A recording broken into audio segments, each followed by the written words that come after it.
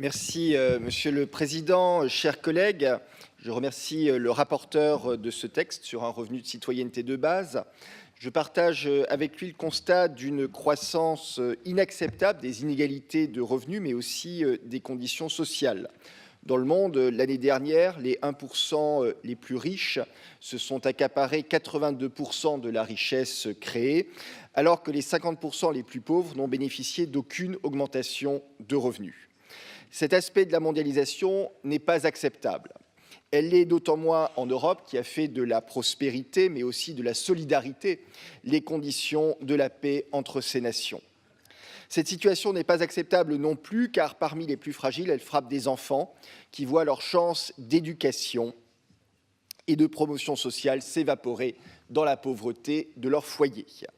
Pour autant, je ne suis pas favorable à un revenu de citoyenneté qui serait versé à tous sans condition de ressources et sans aucune contrepartie. Le statut de citoyen a toujours correspondu, en tant que membre d'une communauté humaine, à un équilibre subtil de droits, mais aussi de devoirs.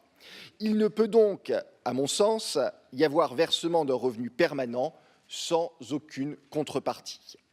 Je suggère ainsi de réfléchir à un système différent qui prenne en compte à la fois le droit au travail, le droit à la transformation et la solidarité pour tous ceux qui seraient privés de travail du fait de la conjoncture ou de mutations structurelles, notamment celle de la révolution numérique de nos économies qu'il ne faut évidemment pas négliger.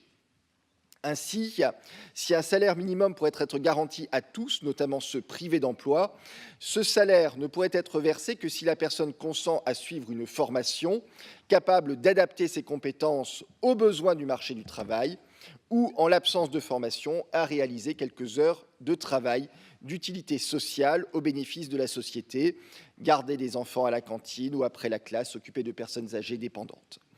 En établissant ainsi des contreparties claires à ce salaire minimum permanent, nous garderions un lien fort avec l'ambition de trouver un travail pour tous, nous garderions un lien fort entre les droits et les devoirs inhérents à la citoyenneté, et enfin, nous assurerons un statut social à chaque individu dans la société, tout en veillant à ce que plus aucun d'entre nous, et particulièrement les enfants, ne soit plongé dans la pauvreté. Merci.